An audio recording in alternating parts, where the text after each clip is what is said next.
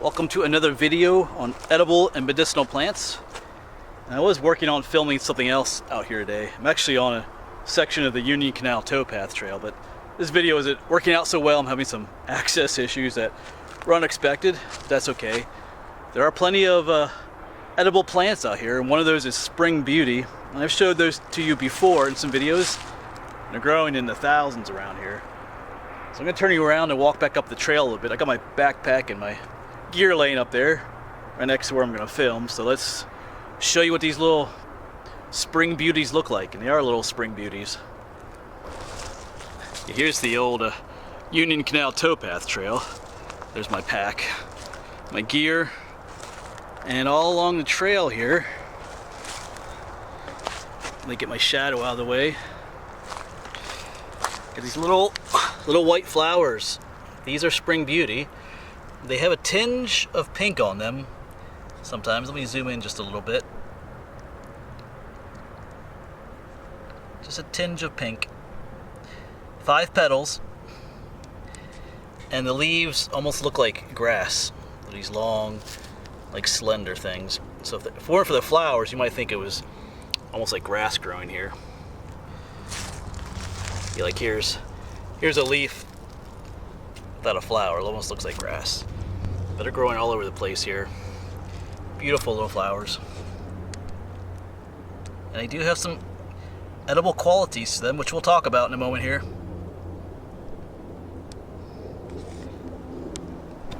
And they're surrounded by other edibles. Those are Spring Beauties. These little leaves, I think we did a video on these. These are trout lilies. They had those yellow flowers, but there's no flowers up here. There's a violet up there, that purple one. Those are edible, actually. It's full of May apples out here. I'm getting distracted, but I love those May apples. These things, I'll do a video on these one day as well.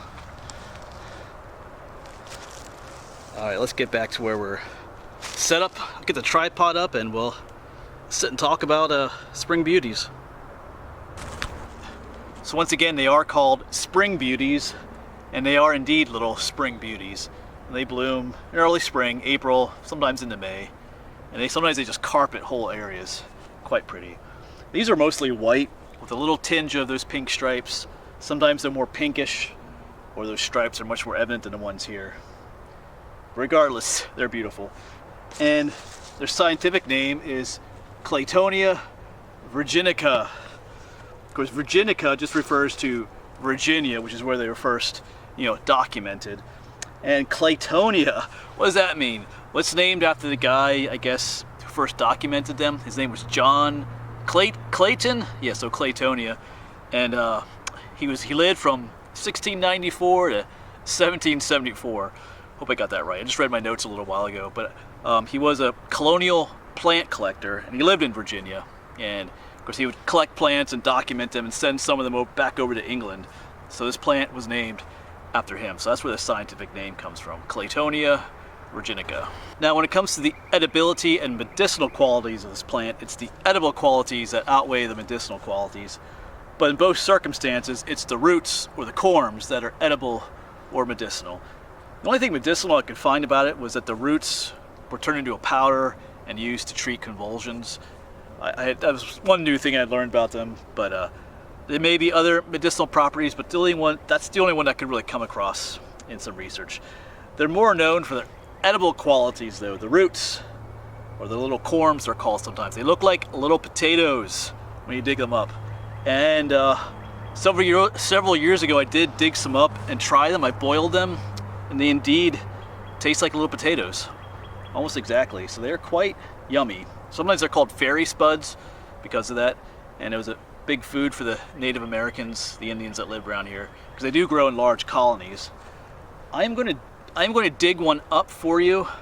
As always, I don't really recommend digging up wildflowers, but there's absolutely thousands of them growing out here, so it won't hurt the population of them out here. But in general, just be careful when it comes to digging up wildflowers. It's generally frowned upon. And I'll probably put the little spud back in the ground anyway for you. Or I may take a little bite of it, we'll see. They do recommend cooking them. I have nothing to cook with out here today, but maybe But we'll see what happens. Maybe I'll take a little bite. We'll see. But let's go find one first. All right, I did get myself a little tiny bulb.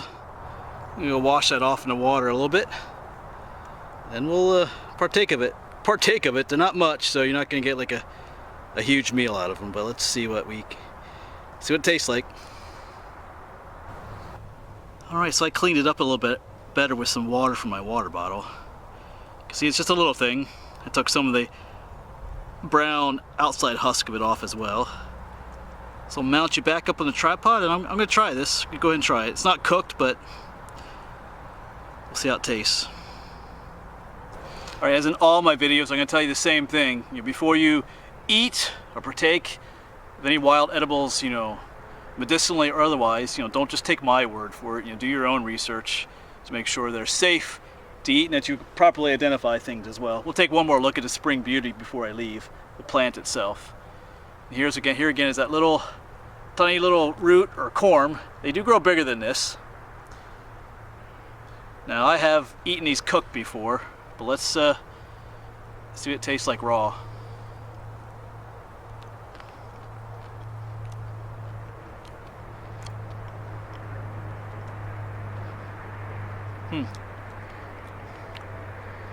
It would be better cooked.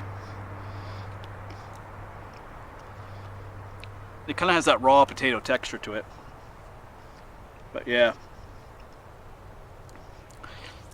Not necessarily bad, but if you have the ability to cook them, I'll go ahead and cook them.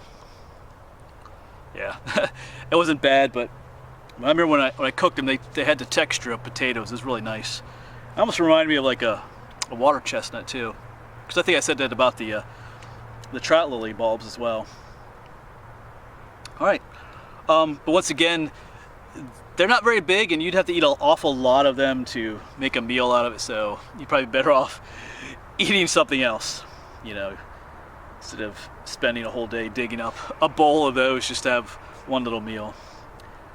All right, before we leave, I'm going to show you some more Spring Beauties, and then we'll close this video out.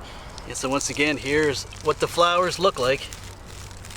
Beautiful little white flowers. Sometimes more pinkish, but like these do have a little pink stripes in the petals a little bit. Because once again, the leaves have this little grass-like look to them there. They're all growing all around here, mixed with other things. Beautiful little things. So as I said earlier, I don't recommend, digging these up to eat them, especially if you're in like a state park or something like that. They won't look too well upon you if they catch you doing that. But in a place like this, where there's just thousands and thousands of them growing out in the middle of nowhere, one little one won't be won't be missed. All right, and like I said, if you were in a survival situation, then you could go ahead and dig some up and eat them to save your own life. All right, well, I hope you enjoyed another little video on some edible and medicinal plants found out here in the woods. But time for me to head home. Anyway, thanks for coming along, and I'll see you around.